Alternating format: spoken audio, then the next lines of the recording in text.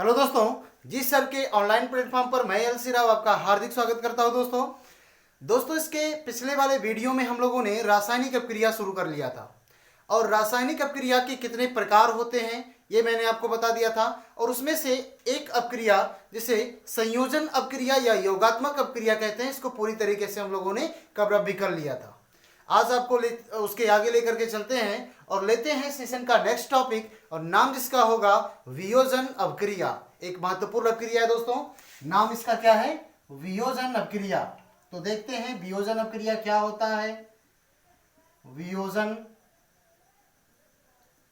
अभिक्रिया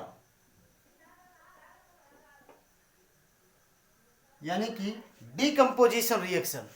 अब ये वियोजन अपक्रिया क्या होती है, इसके बारे में पूरी कंप्लीट चर्चा हम लोग करेंगे, पूरी तरीके से डिटेल में पढ़ेंगे इसे हम लोग।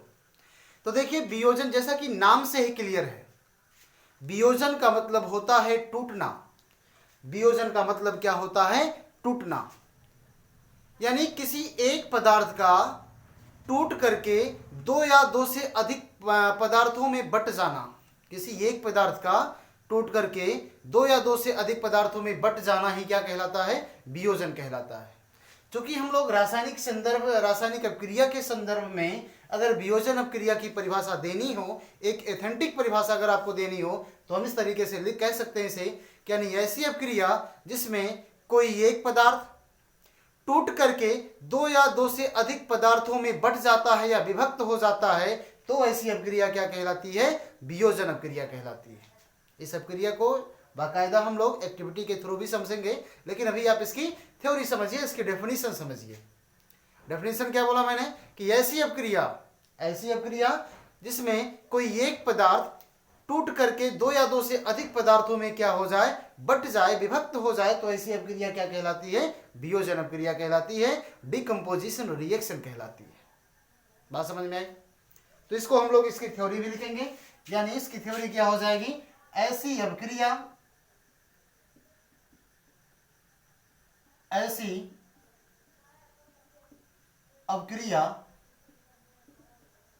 जिसमें कोई एक पदार्थ दो या दो से अधिक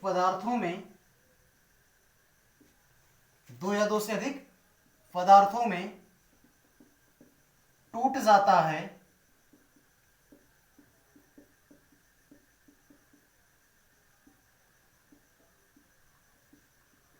ऐसी अपक्रिया वियोजन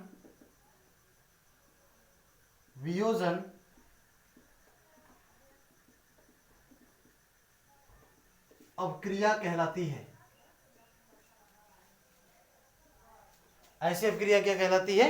वियोजन अपक्रिया कहलाती है।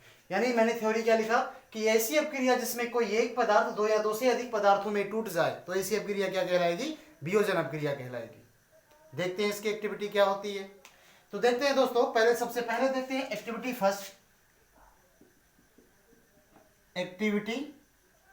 फर्स्ट। यानी इसमें दो एक्टिविटी देखेंगे हम लोग, जिसमें लेते हैं इस टॉपिक का पहला एक्टिविटी में हमने लिया एक ग्लास ट्यूब लिया।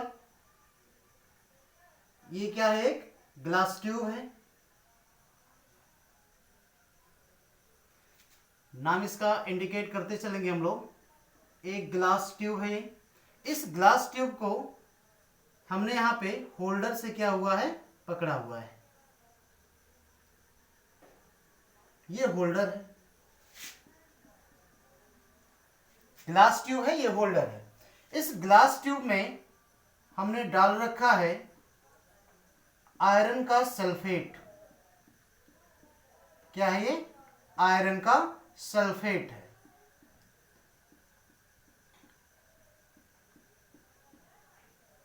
आयरन सल्फेट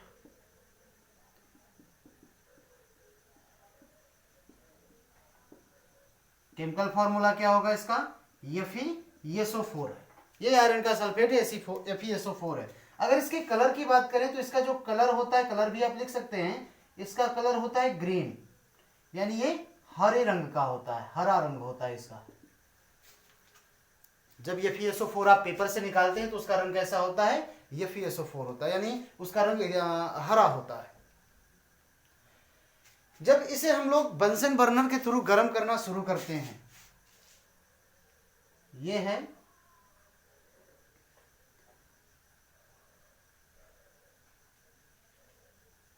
बंसन बर्नर,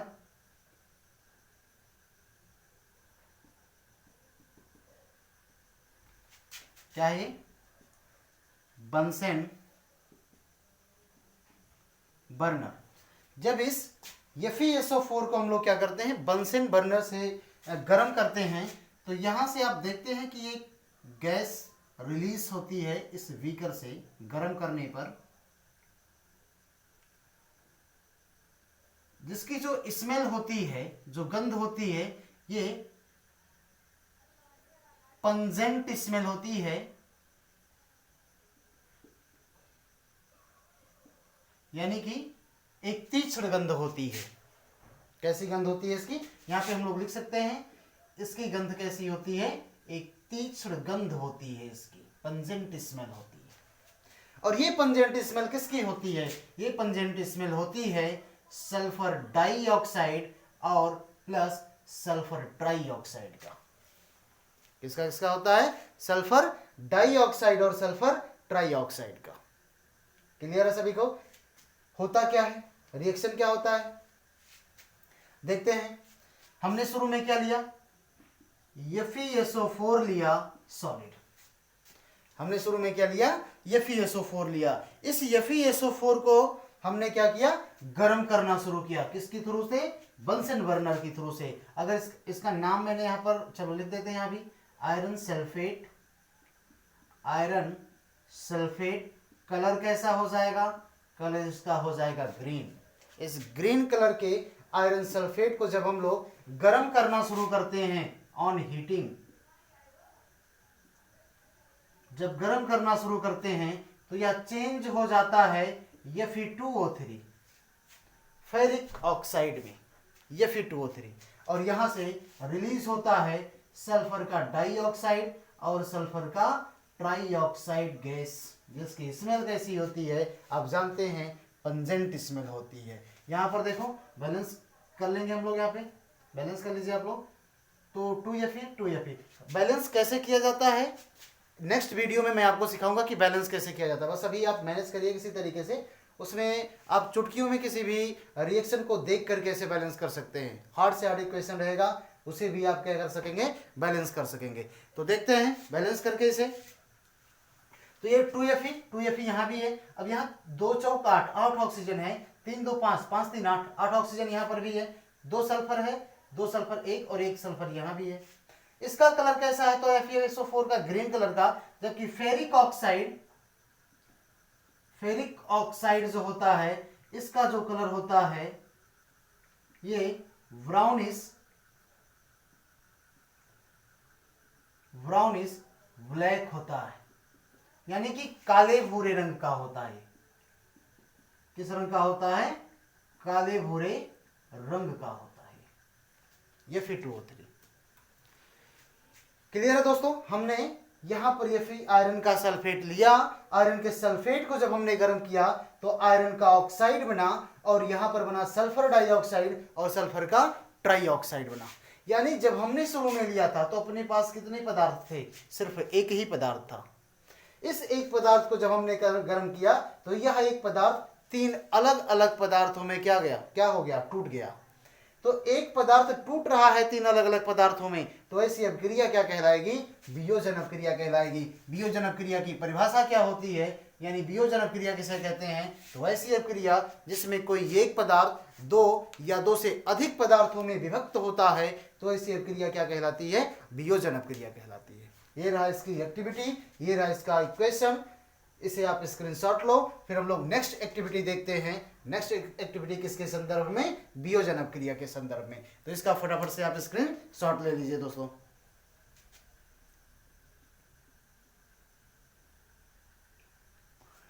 तो next activity number 2, second activity देखते हैं हम लोग।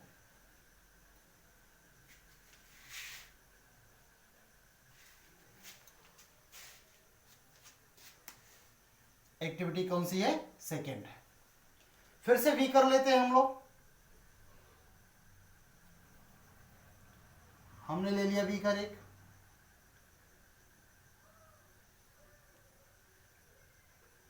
इस बीकर में अब की बार हमने लिया लेड नाइट्रेट। क्या लिया दोस्तों हमने? Lead nitrate. ये है PbNO3 का होल ट्वाइस। नाम है इसका लेड नाइट्रेट। लेड नाइट्रेट क्या, इसके कलर की बात करें तो रंग इसका होता है सफेद कलर का। होल्डर है ये, बिल्कुल सेम सेटअप होगा जैसा पहले हम लोगों ने लिया था। ये क्या है? होल्डर है। जब आप लैब में जाते हैं तो बीकर को पकड़ने के लिए, इस ग्लास ट्यूब को पकड़ने के लिए, ये क्या है? ग्लास ट्यूब है। इस ग्लास ट्यूब को पकड़ने के लिए वहां पर क्या रखे हुए होते हैं? होल्डर रखे हुए होते हैं, जिसमें ग्लास ट्यूब को फंसाया जाता है, या जिसकी सहायता से ग्लास ट्यूब को पकड़ करके आप इसको बंसन बर्नर के थ्रू गर्म करते हो। जब आप इसे बंसन बर्नर पे गर्म करते हो तो यहां से एक गैस निकलती है, और वो गैस होती है NO2। गैस कौन सी होती है? NO2 गैस निकलती है। यानी रिएक्शन क्या होता है, रिएक्शन अपने को देखना है। और अगर NO2 की बात करें तो ब्राउनिश ब्लैक, काले भूरे रंग की, काले भूरे रंग की गैस यहां भी क्या होती है? रिलीज होती है। इसके पहले शायद मैंने रेडिश ब्राउन को काला भूरा रंग कर दिया था, उसे लाल भूरा आप लोग कर लेंगे अगर मैंने वहां पर कुछ मिस्टेक किया होता, गलत लिखा हुआ तो। यहां पर जो ब्राउनिश ब्लैक रंग की गैस निकलती है NO2 गैस। रिएक्शन क्या होता है? जैसे ये PbNO3 का होल ट्वाइस है, सॉलिड है। कैसा है ये? सॉलिड है।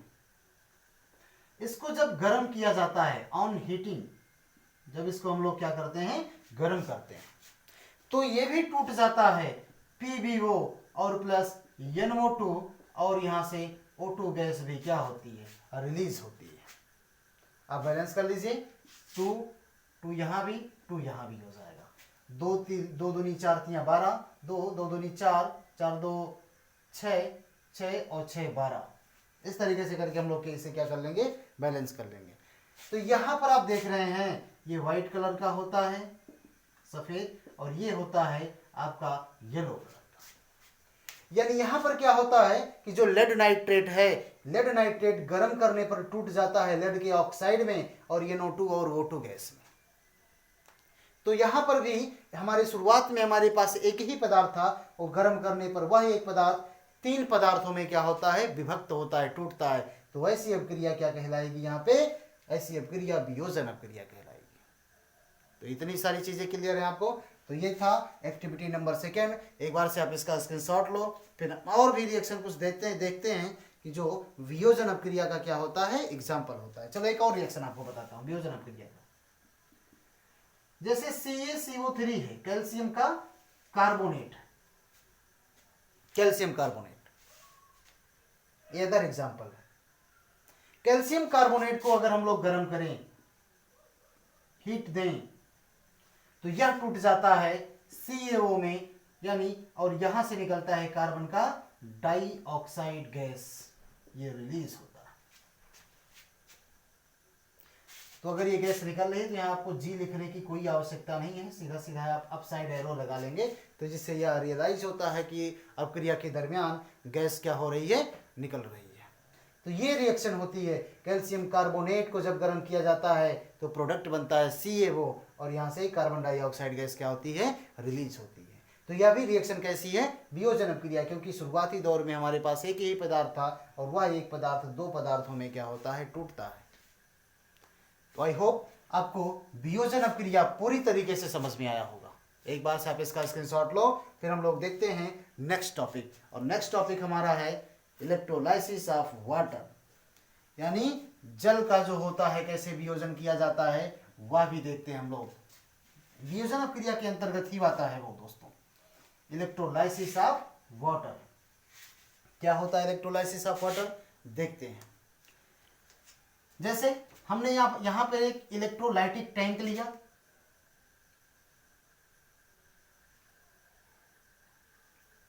बहुत केयरफुली समझेंगे क्योंकि ये बोर्ड एग्जामिनेशन में पूछा गया सवाल भी है।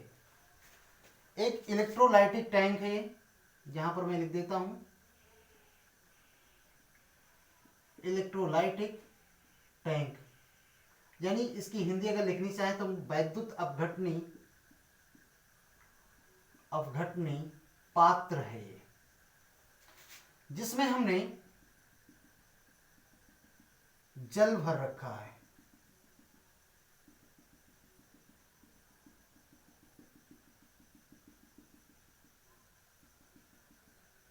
ये हमने क्या भर रखा है, इसमें जल भर रखा है। और इसी में हमने कैथोड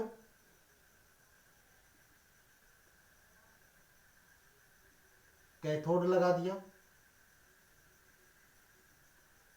ये कैथोड है, और इसी में हमने क्या लगा दिया, एनोड लगा दिया। कैथोड और एनोड जैसा कुछ सेटअप लगा दिया। ये है कैथोड जो कि नेगेटिव है, और ये है एनोड जो कि कैसा है, पॉजिटिव है। और ये आपका वाटर है यानी कि H2O, और इसी में कुछ बूंद हमने क्या डाल दिया, कुछ बूंद H2SO4 का भी डाल दिया हमने। कुछ बूंद किसका डाल दिया, H2SO4 का डाल दिया। अब यहां से हमने क्या किया, इसे 6 वोल्ट की बैटरी से जोड़ दिया। बैटरी कितने वोल्ट की है, 6 वोल्ट की है बैटरी। जब हम लोग इसे 6 वोल्ट की बैटरी से जोड़ते हैं तो होता क्या है रिएक्शन में, रिएक्शन यहां लिख रहा हूं, आप देखेंगे H2O जो लिक्विड होता है या टूट जाता है कब, जब इसमें इलेक्ट्रिक करंट क्या होता है, पास होता है। जब इलेक्ट्रिक करंट पास होता है तो यह टूटता है हाइड्रोजन गैस और प्लस किसमें, ऑक्सीजन गैस में। क्लियर है सभी को, हाइड्रोजन गैस और ऑक्सीजन गैस में। हाइड्रोजन गैस और ऑक्सीजन की अगर बात करें तो यहां पर जो हाइड्रोजन होता है या अवक्षेपित होता है कैथोड पर, और जो ऑक्सीजन होता है यह अवक्षेपित होता है किस पे, एनोड पर। यानी ये जाएगा किसकी तरफ, एनोड की तरफ जाएगा, और ये जाता है किसकी तरफ, ये जाता है कैथोड की तरफ जाता है। ये गमन करते हैं एनोड और कैथोड की तरफ। तो ये था दोस्तों हमारा क्या, ये था आपका इलेक्ट्रोलाइसिस ऑफ वाटर, यानी जल का वैद्युत अपघटन, जो कि एक एग्जाम्पल है किसका, एक एग्जाम्पल है वियोजन अपक्रिया का। आप देखेंगे शुरुआत में हमारे पास H2O था, इलेक्ट्रिक करंट पास करने पर यह H2O टूट जाता है हाइड्रोजन गैस और ऑक्सीजन गैस में। तो ये एक पदार्थ टूट रहा है 2 पदार्थों में, तो ऐसी अपक्रिया क्या कहलाएगी, वियोजन अपक्रिया कहलाएगी। क्लियर है दोस्तों सभी को। तो वियोजन अपक्रिया कंप्लीट होता है यहाँ से नेक्स्ट जो रिएक्शन है यह है ऊष्माशोषी अपक्रिया। तो एक बार से आप इसका स्क्रीनशॉट लें और फिर हम लोग देखते हैं कि ऊष्माशोषी अपक्रिया क्या होती है। स्क्रीनशॉट ले लीजिए आप इसका, फिर हम लोग आगे बढ़ते हैं और देखते हैं ऊष्माशोषी अपक्रिया। आज पूरी अपक्रिया का पोस्टमार्टम करेंगे दोस्तों हम लोग, जितनी भी अपक्रियाएं होती हैं, यानी रेडॉक्स रिएक्शन तक कंप्लीट होगा आज, जिससे नेक्स्ट वीडियो में या पूरा का पूरा चैप्टर आपका फिनिश हो जाए। 3 वीडियो, मात्र 3 वीडियो में पूरा का पूरा चैप्टर खत्म हो जाए। नेक्स्ट टॉपिक है हमारे लिए ऊष्माशोषी अपक्रिया।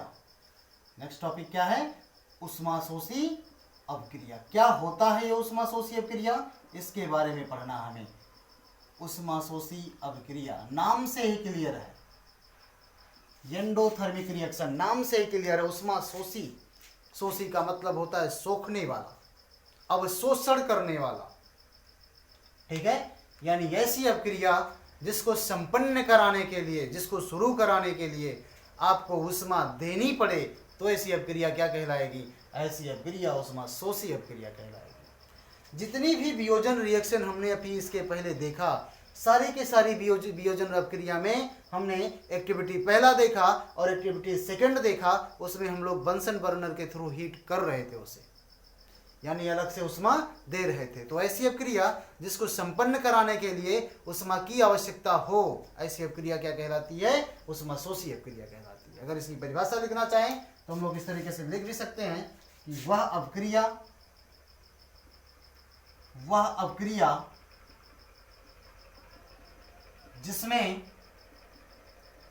जिसमें उष्मा अवशोषित होती है। छोटा सा डेफिनेशन लिखें इसका, जिसमें उष्मा क्या होती है? अवशोषित होती है। क्या कहलाती है? उष्मा शोषी अपक्रिया कहलाती है।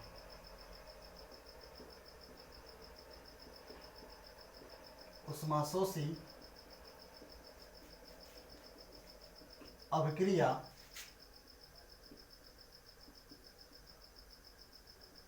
कहलाती है।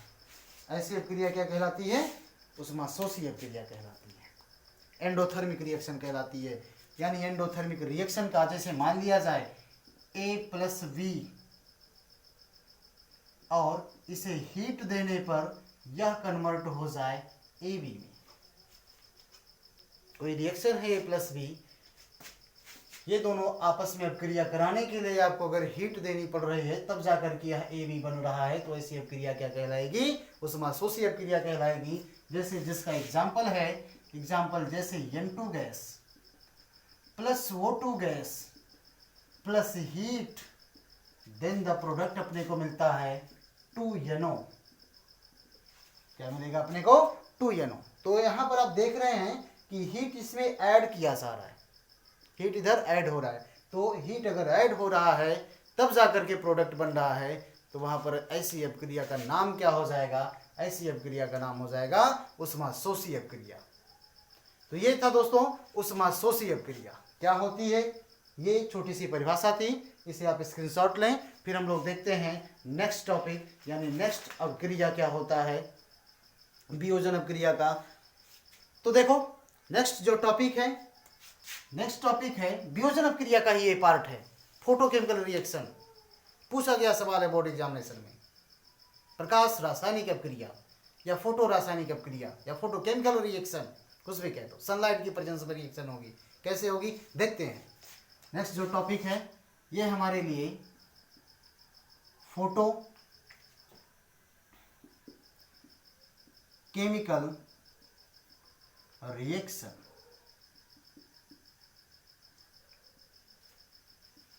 अब ये फोटोकेमिकल रिएक्शन क्या होता है, एक्टिविटी समझते हैं। एक्टिविटी के थ्रू सारी केमिस्ट्री पढ़ेंगे दोस्तों, एक्टिविटी है इसका।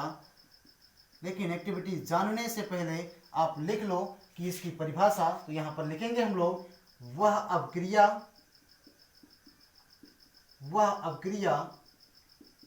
या वह वियोजन अपक्रिया लिख लें, वह वियोजन अपक्रिया जो सूर्य के प्रकाश की उपस्थिति में, सूर्य के प्रकाश की उपस्थिति में कराई जाती है। फोटो रासायनिक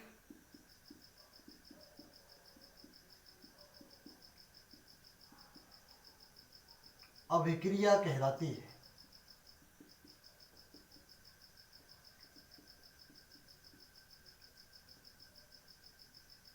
क्या कहलाती है? फोटो रासायनिक अपक्रिया कहलाती है। यानी ऐसी अपक्रिया जो सूर्य के प्रकाश की उपस्थिति में कराई जाए, तो ऐसी अपक्रिया क्या कहलाती है? फोटो रासायनिक अपक्रिया कहलाती है। एक्टिविटी देखते हैं। जैसे एक्टिविटी में देखना, जैसे हमारे पास ये है चाइना डिश, यहां मैं नीचे बनाऊं आपको दिखाई देगा, ये है चाइना डिश।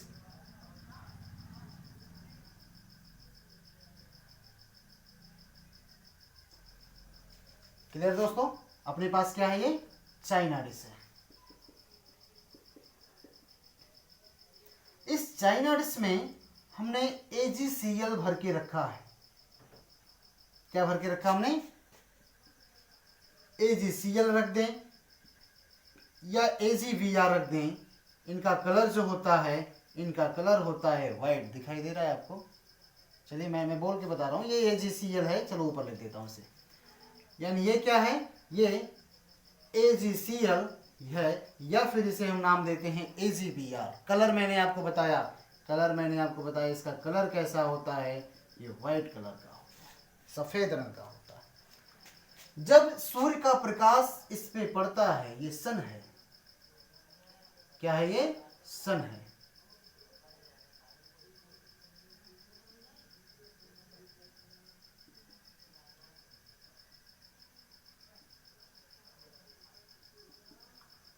ये सन है। जब सनलाइट इस पे डाली जाती है, जब पड़ती है इस पे सनलाइट, यानी कि जब हम इसे धूप में रखते हैं, तो जो हमने चाइना डिश में व्हाइट कलर का रखा था, या चेंज हो जाता है किसमें? यह चेंज हो जाता है ग्रे कलर में। चेंज हो जाता है किसमें? ग्रे कलर में चेंज हो जाता है। यानी जो AgCl है अपने पास, या AgCl सॉलिड सनलाइट की प्रेजेंस में, किसकी प्रेजेंस में? सनलाइट की प्रेजेंस में। सनलाइट की प्रेजेंस में यह चेंज हो जाता है Ag सॉलिड में, और यहाँ से Cl2 गैस क्या हो जाती है? बाहर निकल जाती है। बैलेंस कर लेंगे इसे हम लोग। क्लियर है सभी को? तो ये, और ये जो था सफेद कलर का था, यह चेंज हो जाता है किसमें? ग्रे रंग में परिवर्तित हो जाता है। तो ऐसी अपक्रिया जो सूर्य के प्रकाश में, यानी ऐसी वियोजन अपक्रिया जो सूर्य के प्रकाश की उपस्थिति में कराई जाती है, ऐसी अपक्रिया क्या कहलाती है? फोटो रासायनिक अपक्रिया कहलाती है। जैसे देखो एक और एग्जांपल, जैसे अपने पास है AgVr सॉलिड, सनलाइट की प्रेजेंस में यह भी चेंज हो जाएगा किसमें? Ag में, और रंग कैसा हो जाएगा इसका? ग्रे, और यहां से Vr2 गैस क्या हो जाएगा? बाहर निकल जाएगा। क्लियर है सभी को? तो ये कौन सी रिएक्शन थी? ये फोटो रासायनिक अपक्रिया थी, फोटोकेमिकल रिएक्शन थी। बस आपको ये ध्यान रखना है फोटोकेमिकल रिएक्शन में कि ऐसी अपक्रिया कब होगी? ये होगा सूर्य के प्रकाश की उपस्थिति में होगा। सूर्य के प्रकाश की उपस्थिति में होगा, यानी सनलाइट की प्रेजेंस में होगा। जैसे कि ये दोनों अपक्रियाएं आप देख रहे हैं, एक पदार्थ यहाँ भी है, टूट रहा है दो अलग अलग पदार्थों में, तो ऐसी अपक्रिया क्या हो जाएगी? वियोजन अपक्रिया हो जाएगी। ऐसी अपक्रिया किसके एग्जाम्पल हैं? वियोजन अपक्रिया के एग्जाम्पल हैं। तो एक बार से आप इसका स्क्रीनशॉट लें। फिर हम लोग नेक्स्ट देखते हैं एक बेहद इंपॉर्टेंट टॉपिक, डिस्प्लेसमेंट रिएक्शन। नाम क्या होगा उसका? Displacement reaction. क्या होता है डिस्प्लेसमेंट रिएक्शन? पूरी तरीके से कंप्लीट समझते हैं इसे, कंप्लीट स्टडी करते हैं, और ये कई बार बोर्ड एग्जामिनेशन में पूछा भी गया सवाल है कि क्या होता है डिस्प्लेसमेंट रिएक्शन। विस्थापन अपक्रिया, हिंदी में इसे क्या कहते हैं? विस्थापन अपक्रिया, या कहीं कहीं पर नाम लिखा हुआ मिलता है प्रतिस्थापन अपक्रिया। खैर NCERT विस्थापन लिखी है, विस्थापन अपक्रिया। विस्थापन अपक्रिया काफी इंपॉर्टेंट टॉपिक है ये, विस्थापन अपक्रिया। क्या होता है विस्थापन अपक्रिया? देखते हैं क्या डिस्प्लेसमेंट रिएक्शन क्या होता है। जैसा कि नाम से क्लियर है, डिस्प्लेस यानी हटाना। डिस्प्लेस का मतलब क्या होता है? हटाना, विस्थापित करना। तो हटाएगा कौन? कोई भारी वस्तु किसी हल्की वस्तु को हटा सकती है। अब सोचो कि अगर मैं दौड़ता दौड़ता जाऊं, हाथी से टकरा जाऊं, मैंने दौड़ते दौड़ते गया और हाथी से क्या किया? टकरा गया, तो क्या हाथी का कुछ होगा क्या? वो अपनी जगह पर स्थिर रहेगी। बिकॉज क्योंकि मेरा वेट क्या है? बहुत कम है उसके वेट की तुलना में। लेकिन अगर सोचो मैं खड़ा हूं, हाथी दौड़ते दौड़ते या टकरा जाए मुझसे, है ना, तो क्या होगा? तो प्रलय आ जाएगा, आप ऐसा कह सकते हैं। तो ये विस्थापन अपक्रिया में भी कुछ ऐसा ही होता है। विस्थापन अपक्रिया में क्या होता है कि अत्यधिक क्रियाशील धातुएं कम क्रियाशील धातुओं को उनके ही जलीय विलयन से विस्थापित कर देती हैं। ध्यान से सुनना, मैंने क्या बोला? कि अत्यधिक क्रियाशील धातुएं कम क्रियाशील धातुओं को उनके ही जलीय विलयन में क्या कर देती हैं, विस्थापित कर देती हैं। और ऐसी अपक्रिया क्या कहलाती है, विस्थापन अपक्रिया कहलाती है। क्या कहलाएगी ऐसी अपक्रिया, विस्थापन अपक्रिया कहलाती है। एक बार इसकी डेफिनेशन हम लोग लिखते हैं, फिर एक्टिविटी के थ्रू से हम लोग भी समझेंगे कि क्या होता है विस्थापन अपक्रिया। यानी हम लोग लिखेंगे यहाँ पे वह अपक्रिया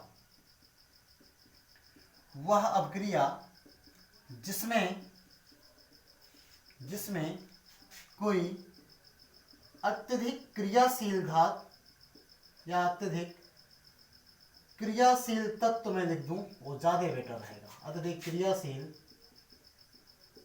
तत्व कम क्रियाशील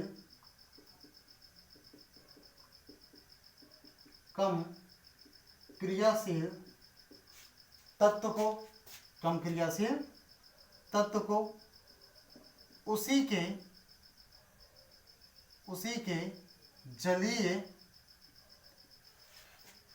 जलीय विलयन से विस्थापित कर देती है,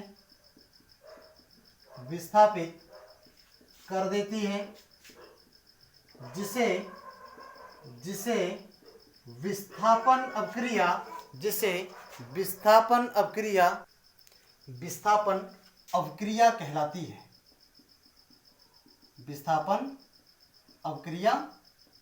है। यह परिभाषा हो गई इसकी विस्थापन अपक्रिया की। आपसे कोई पूछे कि विस्थापन अपक्रिया क्या होती है, तो यानी विस्थापन अपक्रिया किसे कहते हैं, ऐसी अपक्रिया जिसमें कि कोई अत्यधिक क्रियाशील तत्व किसी कम क्रियाशील तत्व को उसके जलीय विलयन से विस्थापित कर देता है। तो ऐसी अपक्रिया क्या कहलाती है, विस्थापन अपक्रिया कहलाती है। एग्जाम्पल देखते हैं, या एग्जाम्पल देखने से पहले देखते हैं एक एक्टिविटी। जैसे देखो, जैसे यहाँ पे हमने 2 बीकर ले लिया। यहाँ पे बताता हूँ आपको, हमने क्या ले लिया, 2 बीकर ले लिया। एक बीकर ये है और एक दूसरा बीकर ये है हमारे पास। 2 बीकर हमने ले लिया। अभी तो दोनों बीकर कैसे हैं, खाली है। लेकिन दोनों बीकर में हमने कॉपर सल्फेट डाल दिया। क्या डाल दिया, कॉपर सल्फेट। बहुत ध्यान से देखेंगे दोस्तों, ये है कॉपर सल्फेट, यानी कि जिसका रंग होता है ब्लू कलर का। इसका ये सॉल्यूशन है, कॉपर सल्फेट सॉल्यूशन है, इसका विलयन है। रंग कैसा होता है इसका, नीला रंग होता है, ब्लू कलर का होता है, नीला रंग होता है। और ये इसमें भी हमने कॉपर सल्फेट डाल रखा है। इसमें भी हमने क्या डाल रखा है, कॉपर सल्फेट विलयन डाल रखा है। बात समझ में आई, कॉपर सल्फेट का विलयन दोनों में हमने डाल दिया। ये ग्लास ट्यूब, नाम इंडिकेट कर सकते हैं आप लोग, ग्लास ट्यूब ये है, और ये भी आपका क्या है, ग्लास ट्यूब है। ये भी ग्लास ट्यूब है, दोनों ग्लास ट्यूब। क्लियर है, दोनों में हमने डाला है क्या, कॉपर सल्फेट का विलयन। ये भी कॉपर सल्फेट का विलयन है। लेकिन यहां पर कॉपर सल्फेट के विलयन को हमने ऐसा ही छोड़ दिया, और यहां पर हमने इसमें एक आयरन नेल डाल दिया। क्या डाल दिया, ये आयरन नेल, लोहे की कील डाल दी। इसमें हमने आयरन नेल डाला, यानी लोहे की कील डाल दी। लोहे की कील डाला, कुछ देर के लिए उसको वैसे ही छोड़ दिया। तुरंत डालोगे तो तुरंत तो विलयन में कोई किसी भी प्रकार का इतनी स्पीड में रिएक्शन नहीं होगी। लेकिन डालने के बाद हमने उसको क्या किया, कुछ देर के लिए छोड़ दिया। जब कुछ देर के लिए हमने उसे छोड़ा तो हमने देखा कि वहां पर आयरन नेल जो था, आयरन नेल का रंग जो हो जाता है वह चेंज हो जाता है। क्या हो जाता है, यहाँ पे देखो, आयरन नेल, यानी यह जो सोल्यूशन होता है यह ब्राउन कलर, या आयरन नेल किस कलर का हो जाता है, ब्राउन कलर का हो जाता है, और सोल्यूशन लाइट ग्रीन हो जाती है। रिएक्शन क्या होता है दोस्तों, रिएक्शन देखते हैं। एक्टिविटी आपको समझ में आई, यानी यहाँ पर जो है इसके रंग में किसी भी प्रकार का कोई परिवर्तन नहीं है, लेकिन यहाँ पर रंग कैसा हो जाता है, इसका परिवर्तित हो जाता है। क्या हो जाता है, देखते हैं। रिएक्शन क्या होगा, रिएक्शन होगा यहाँ पे, हमने आयरन नेल लिया, इस आयरन नेल को हमने डाला कहाँ पे, इस आयरन नेल को हमने डाल दिया कॉपर सल्फेट के जलीय विलयन में। और जब हमने आयरन नेल को कॉपर सल्फेट के जलीय विलयन में डाला, यहाँ पर लिखता हूँ जिसे कंप्लीट रिएक्शन एक स्टेट रिएक्शन के रूप में मिले, हमने यहाँ पर लिया आयरन नेल को हमने डाला कॉपर सल्फेट के जलीय विलयन में। इसके यक्वस सॉल्यूशन में जब हमने डाला, तो इसके यक्वस सॉल्यूशन में डालने पर आप जानते हैं कि कॉपर सल्फेट का रंग कैसा होता है, नीला होता है, ब्लू कलर का होता है। यानी ये कॉपर को विस्थापित कर देता है और स्वयं बना लेता है FeSO4, जो कि होता है ये हल्का हरा रंग होता है, इसका हल्का हरा रंग होता है। और यहाँ पर कॉपर क्या हो जाएगा, डिस्प्लेस हो जाएगा। तो ये पूरी की पूरी रिएक्शन होती है। यानी आयरन नेल को हमने कॉपर सल्फेट के सोल्यूशन में डाला, कॉपर सल्फेट के सोल्यूशन से कॉपर डिस्प्लेस होगा और यहाँ पर बनेगा क्या, FeSO4, जिसका रंग कैसा होगा, जिसका रंग होगा हरा, जिसका रंग कैसा होगा, हरे रंग का होगा। सम अदर रिएक्शन भी देखते हैं, लेकिन उसके पहले आप इसका स्क्रीनशॉट लो, फिर हम लोग देखते हैं और भी इसके बारे में, और क्यों डिस्प्लेस करता है, ये सारी चीज़ें, रिएक्टिविटी सीरीज क्या होती है, पूरी की पूरी चीज़ें देखेंगे। लेकिन आप इसका एक बार से इसका आप स्क्रीनशॉट ले लो। तो नेक्स्ट देखते हैं दोस्तों, रिएक्टिविटी सीरीज, यानी कि सक्रियता श्रेणी। सक्रियता श्रेणी के आधार पर ही धातुएं दूसरे धातु को उसके जलीय विलयन से विस्थापित करती है। तो नेक्स्ट जो होगा हमारा, ये होगा क्या, सक्रियता श्रेणी, सक्रियता श्रेणी, रिएक्टिविटी सीरीज। क्या होती है सक्रियता श्रेणी, देखते हैं इसके बारे में। यानी अगर इसकी परिभाषा की बात करें तो हम लोग इस तरीके से लिख सकते हैं इसकी परिभाषा कि तत्वों को उनकी क्रियाशीलता के आधार पर व्यवस्थित श्रेणी सक्रियता श्रेणी कहलाती है। तत्वों को उनकी क्रियाशीलता के आधार पर, अब वो चाहे बढ़ते हुए क्रम के आधार पर या फिर घटते हुए क्रम के आधार पर, लेकिन जहाँ तक हम लोग लिखते हैं सक्रियता श्रेणी को, तो तत्वों के बढ़ते हुए क्रम के आधार पर लिखते हैं। इसकी परिभाषा क्या हो जाएगी, परिभाषा बनेगी इसकी, ऐसी श्रेणी, या इस तरीके से लिख लें सक्रियता श्रेणी की परिभाषा, वह श्रेणी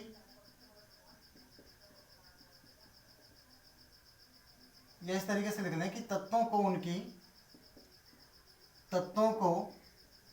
उनकी सक्रियता के आधार पर, सक्रियता के आधार पर व्यवस्थित श्रेणी, सक्रियता के आधार पर व्यवस्थित श्रेणी, सक्रियता या सक्रियता की जगह पर आप क्रियाशीलता भी लिख सकते हो। यहाँ पे क्या लिख सकते हो आप, क्रियाशीलता, क्रियाशीलता के आधार पर, चलो मैं क्रियाशीलता ही कर देता हूं इसे, उसकी क्रियाशीलता,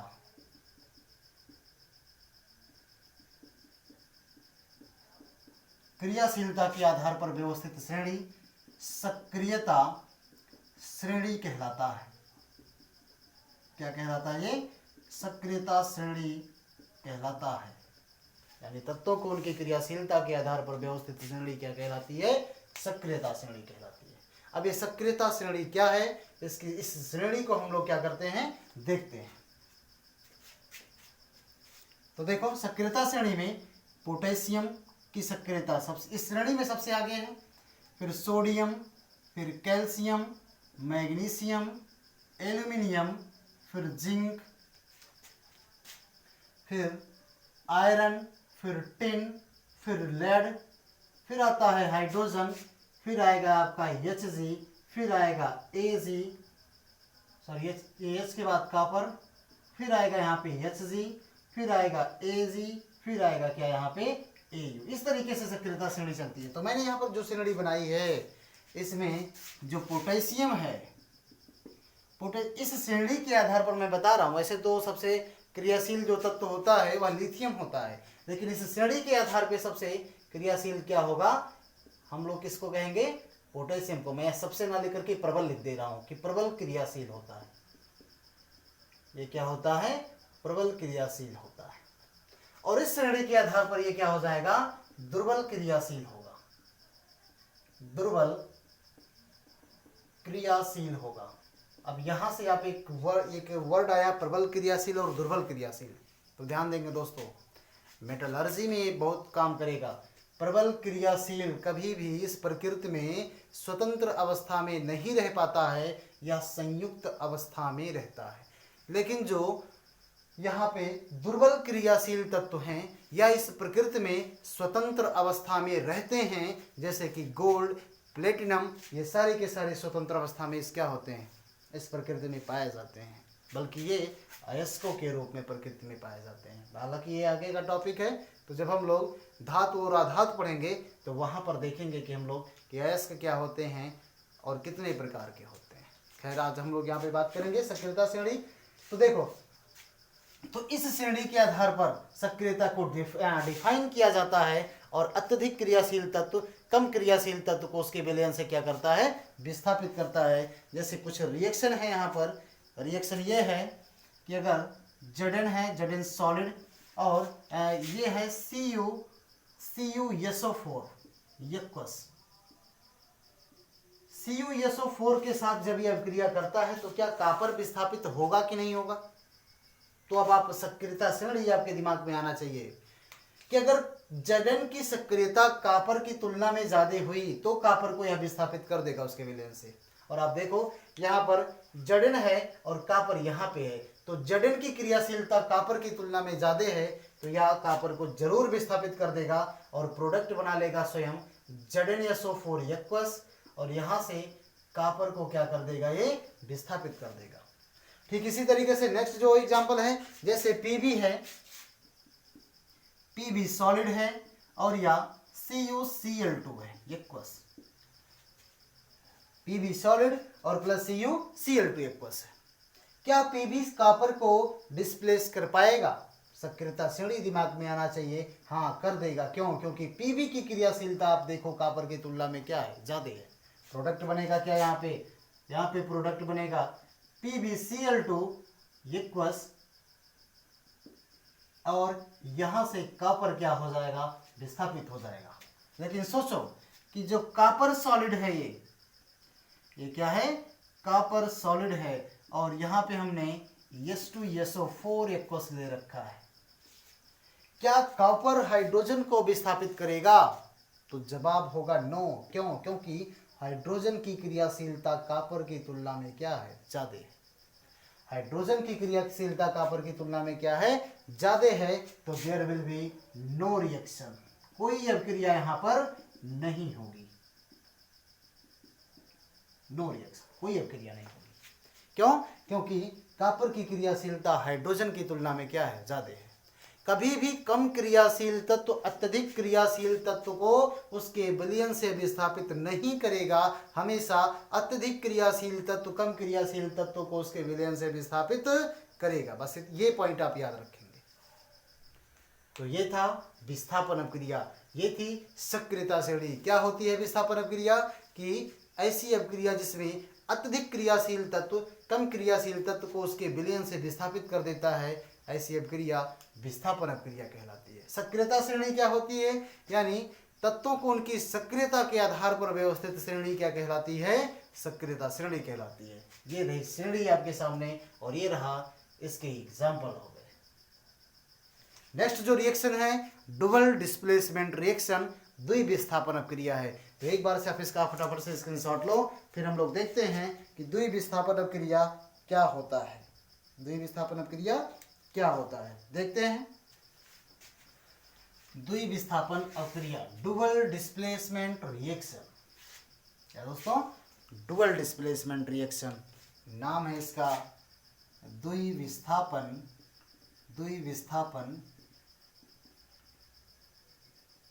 अभिक्रिया, द्विविस्थापन क्या, अभिक्रिया, डुअल डिस्प्लेसमेंट रिएक्शन क्या होती है अभिक्रिया।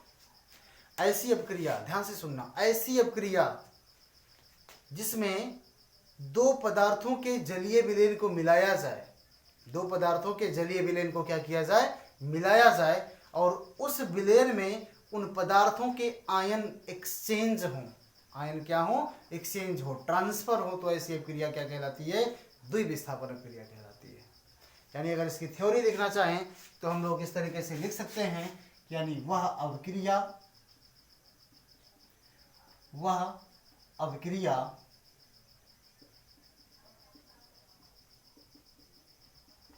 जिसमें विलयन में, जिसमें पदार्थों के विलयन में, जिसमें दो या दो से अधिक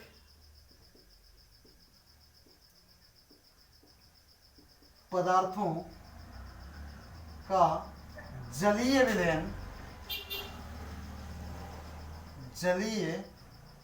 विलयन मिलाया जाए तथा उनके आयन आपस में परिवर्तित हों, तो ऐसी अभिक्रिया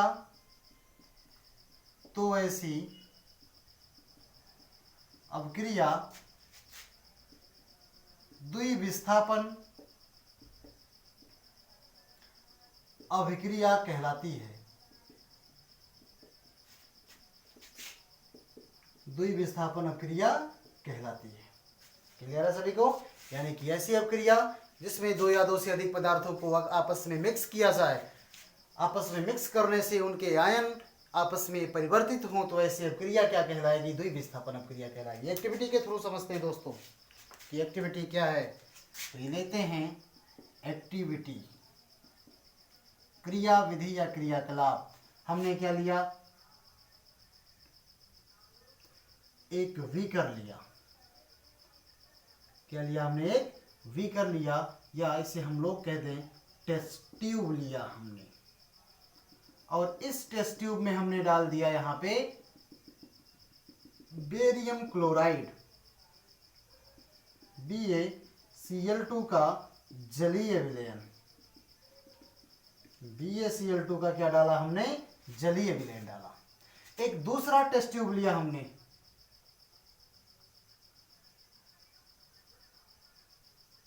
दूसरा टेस्ट ट्यूब ये है, ये एक नेक्स्ट टेस्ट ट्यूब है, और इस टेस्ट ट्यूब में हमने डाला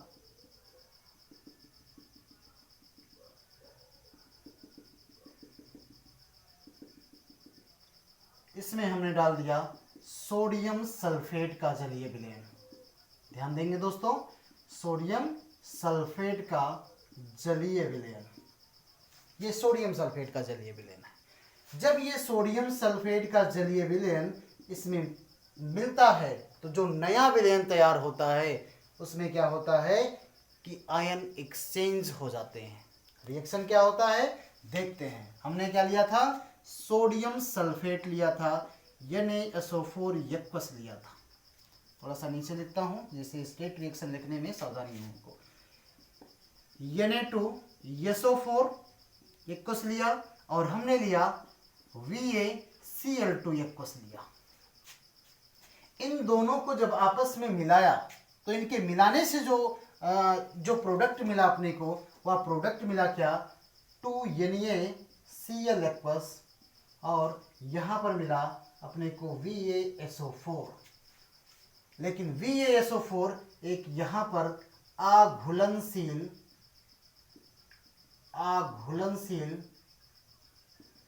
पदार्थ के रूप में मिलता है, जिसे हम लोग अवक्षेप कहते हैं। क्या कहते हैं? अवक्षेप, या इसे शॉर्ट फॉर्म में बोला जाता है PPT। क्या मिलेगा? ये PPT। और मैंने आपको बताया था इसे हम लोग डाउन एरो से क्या करते हैं? रिप्रेजेंट करते हैं। तो ये था द्विविस्थापन क्रिया। आई होप आपको क्लियर होगा ये। अगर नेक्स्ट एग्जाम्पल और भी अगर आप देखना चाहें तो और भी एग्जाम्पल हम लोग देख सकते हैं। जैसे हमने लिया यहाँ पे AgNO3 लिया यक्वस, और हमने यहाँ पे ले लिया NaCl यक्वस। हमने NaCl यक्वस लिया और यहाँ पर हमने लिया AgNO3। इन दोनों को जब आपस में मिलाया जाता है तो अपने को प्रोडक्ट मिलेगा NaNO3 यक्वस, और अपने को यहाँ से मिल जाएगा क्या? AgCl white PPT। सफेद कलर का क्या प्रेसिपिटेट मिल जाएगा, हम लोग डाउन एरो से इसे क्या करते हैं, रिप्रेजेंट करते हैं। तो ये था द्विविस्थापन अपक्रिया। आई होप आपको समझ में आया होगा। तो एक बार आप इसका स्क्रीनशॉट लो, फिर हम लोग देखते हैं नेक्स्ट अपक्रिया क्या है हमारे लिए। और नेक्स्ट अपक्रिया होगी हमारे लिए उपचयन, या इसी को हम लोग बोलते हैं ऑक्सीकरण अपक्रिया, जो कि रेडॉक्स रिएक्शन के अंतर्गत ही आता है। लेकिन ऑक्सीकरण और अपचयन अलग अलग पढ़ने के बाद रेडॉक्स रिएक्शन हम लोग उसमें कॉमन पढ़ेंगे। तो सबसे पहले आप इसका स्क्रीनशॉट लो, फिर हम लोग देखते हैं क्या ऑक्सीकरण अपक्रिया, कि क्या होता है ऑक्सीकरण अपक्रिया। नेक्स्ट रिएक्शन है ऑक्सीकरण, या इसी को उपचयन के नाम से भी बोला जाता है। ऑक्सीकरण कहिए या क्या कह दीजिए आप इसे, उपचयन कहिए। तो देखते हैं नेक्स्ट जो रिएक्शन है यह है ऑक्सीकरण। आपसे ऑक्सीकरण पूछे या आपसे उपचयन पूछे, ऑक्सीकरण पूछे या फिर उपचयन पूछे, दोनों का मतलब एक ही होता है, यानी कि ऑक्सीडेशन रिएक्शन होता है। क्या होता है ऑक्सीकरण अपक्रिया, थ्योरी क्या होती है इसकी, यानी थ्योरी पहले समझते हैं, फिर एक्टिविटी के थ्रू इसको हम लोग डिफाइन करेंगे। यानी अपक्रिया जो होती है इसकी परिभाषा, वह अपक्रिया जिसमें किसी पदार्थ से ऑक्सीजन जुड़ता है, ध्यान देंगे, जुड़ता है, अथवा हाइड्रोजन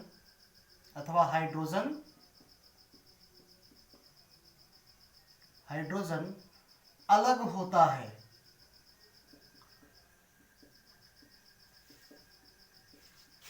ऐसी अपक्रिया उपचयन, या इसे नाम दिया जाता है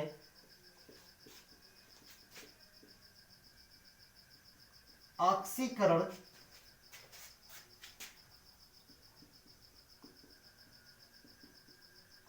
अपक्रिया कहलाता है। ऐसे अपक्रिया क्या कहलाता है, उपचयन अपक्रिया कहलाता है। ऐसे हम लोग क्या बोलते हैं, ऑक्सीकरण अपक्रिया बोलते हैं। कब, जब उसमें कोई किसी पदार्थ से ऑक्सीजन जुड़े अथवा हाइड्रोजन क्या हो, अलग हो।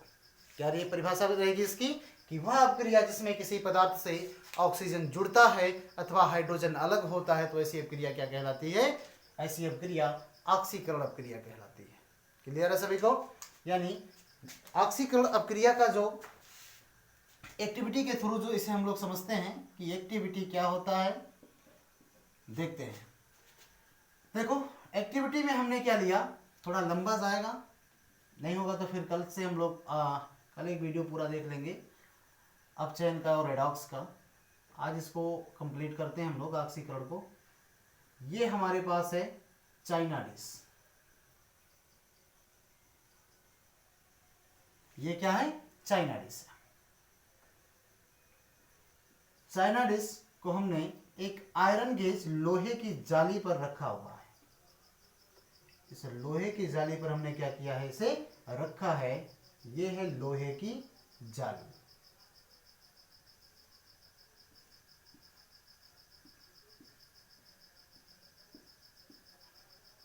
नाम लिख देता हूं यहाँ पे दोस्तों, नाम इधर लिखता हूं, एपरेटस के जो भी नाम है इधर लिखते हैं। ये है चाइना डिश, ये है आयरन गेज,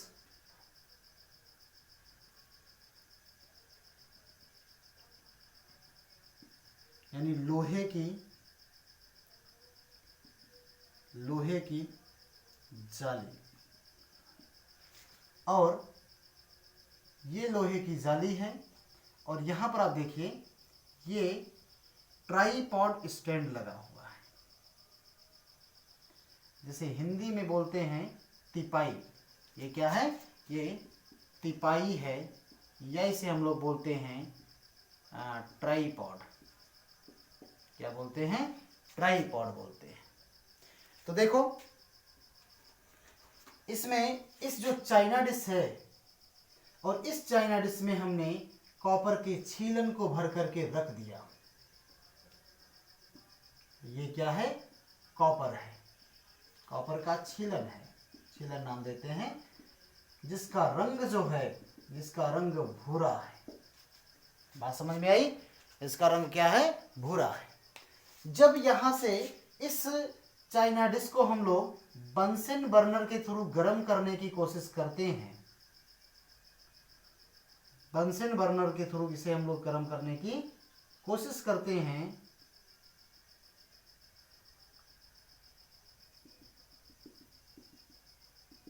यह है आपका बंसन बर्नर। जब हम लोग इसे बंसन बर्नर के थ्रू गर्म करने की कोशिश करते हैं तो जो का भूरा रंग होता है, तो यह भूरा रंग काले रंग में परिवर्तित हो जाता है। किसमें परिवर्तित हो जाता है? काले रंग में परिवर्तित हो जाता है। और वह काला रंग किसका होता है? वह काला रंग होता है कॉपर के ऑक्साइड का। वह काला रंग किसका होता है? कॉपर के ऑक्साइड का। रिएक्शन क्या होता है? ध्यान से देखेंगे हम लोग। हमारे पास था कॉपर सॉलिड, रंग कैसा था इसका? भूरा था। रंग कैसा था इसका? भूरा था। यह भूरा कॉपर जब ऑक्सीजन के संपर्क में आया, ये ऑक्सीजन है, लेकिन कब? ऑन हीटिंग, गर्म करने पर, तो चेंज होता है CuO कॉपर के ऑक्साइड में। और इस कॉपर का ऑक्साइड का रंग कैसा होता है? इस कॉपर के ऑक्साइड का रंग होता है काला। इस कॉपर के ऑक्साइड का रंग कैसा होता है? काला। अब यहाँ पर देखो आप, ये कॉपर है, ये ऑक्सीजन है, यह ऑक्सीजन आकर के इस कॉपर के साथ क्या हो रहा है? जुड़ रहा है।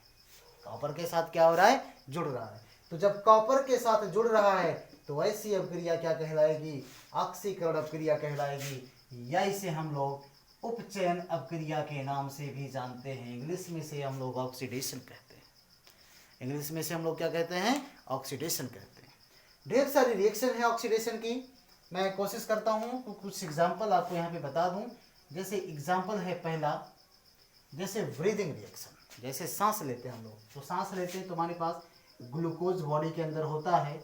इस ग्लूकोज का कंबशन होता है और यह टूट जाता है किसमें? Carbon dioxide, H2O plus heat और प्लस किसमें? एनर्जी में। यानी कोई ये कहे कि श्वसन अपक्रिया ऑक्सीडेशन रिएक्शन है या रिडक्शन रिएक्शन है, तो जवाब होगा आपका कि ये ऑक्सीडेशन रिएक्शन है, ऑक्सीकरण अपक्रिया। नेक्स्ट है, कई ढेर सारी रिएक्शन है। पहला एग्जांपल हो गया हमारे पास। दूसरा एग्जांपल है कार्बन सॉलिड, हीरा है या ग्रेफाइट है। इसको हम लोग जब जलाते हैं ऑन हीटिंग, गर्म करने पर क्या बनेगा? कार्बन का डाइऑक्साइड गैस बनता है। यहां पर भी देख रहे हैं कि इस कार्बन से ऑक्सीजन क्या हो रहा है? जुड़ रहा है। अगर कार्बन से ऑक्सीजन जुड़ रहा है तो ऐसी अपक्रिया क्या हो जाएगी? ऐसी अपक्रिया हो जाएगी ऑक्सीडेशन रिएक्शन हो जाएगी। क्लियर है सभी को? इसी तरीके से तीसरा जो एग्जाम्पल है, जैसे Mg है सॉलिड, इसके साथ जब ऑक्सीजन जुड़ता है ऑन हीटिंग, गर्म करने पर प्रोडक्ट मिलता है अपने को MgO सॉलिड। क्या मिलता है? MgO। आप जानते हैं एक ग्रे कलर का होता है और ग्रे से चेंज होता है किसमें? ये ग्रे से चेंज होता है या वाइट में। कल मैंने आपको पढ़ाया था इसे, इसके पिछले वाले वीडियो में। तो यहाँ पर आप देख रहे हैं कि इन सारे पदार्थों से ऑक्सीजन क्या हो रहा है? जुड़ रहा है।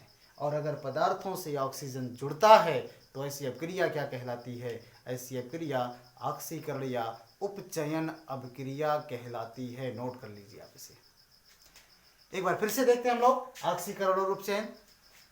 वह अपक्रिया जिसमें किसी पदार्थ से ऑक्सीजन जुड़ता है अथवा हाइड्रोजन अलग होता है, तो ऐसी अपक्रिया क्या कहलाती है? ऑक्सीकरण अपक्रिया कहलाती है। एक्टिविटी मैंने आपको बता दिया कि चाइना डिश में हमने जब कॉपर को रख करके एक आयरन गेज पर उसे रखा और तिपाई लगा करके उसे बंसन बर्नर की सहायता से हमने उसे गर्म करने की कोशिश की, तो कार्बन का भूरा रंग धीरे धीरे काले रंग में क्या हो जाता है, परिवर्तित हो जाता है। कार्बन का भूरा रंग किसमें परिवर्तित हो जाता है, काले रंग में परिवर्तित हो जाता है। और वह काला रंग किसका होता है, कॉपर के ऑक्साइड का होता है। क्लियर है? यानी ये रिएक्शन था, कॉपर जब ऑक्सीजन के साथ क्रिया करता है गर्म करने पर तो कॉपर का ऑक्साइड बनाता है। यहाँ पर देखिए कॉपर अकेला है, लेकिन यहाँ पर कॉपर ऑक्सीजन के साथ है। तो जब ये कॉपर ऑक्सीजन के साथ है तो ऐसी अपक्रिया भी क्या है, ऐसी अपक्रिया ऑक्सीडेशन है। और ग्लूकोज का कंबसन यानी कि श्वसन जो अपक्रिया होती है वह भी ऑक्सीडेशन रिएक्शन का एक एग्जाम्पल है।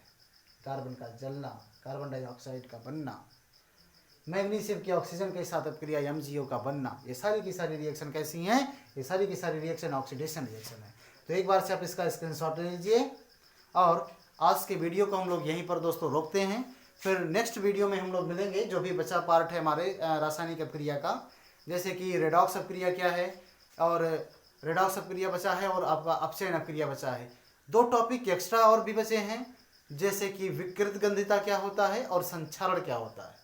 तो पूरी कंप्लीट स्टडी करेंगे। और कल ही के वीडियो में हम लोग देखेंगे कि समीकरण को कैसे संतुलित किया जाता है और रासायनिक समीकरण किसे कहते हैं और यह कितने प्रकार के होते हैं। तो संतुलित करने की भी विधियां, मैं आपको 2 विधियां सिखाऊंगा। वैसे 3 विधियां होती हैं, मैं आपको 2 विधियां सिखाऊंगा जो आपके बोर्ड एग्जामिनेशन के पॉइंट ऑफ व्यू से काफ़ी इंपॉर्टेंट होगा। तो दोस्तों कल फिर मिलते हैं। Then bye to all of you.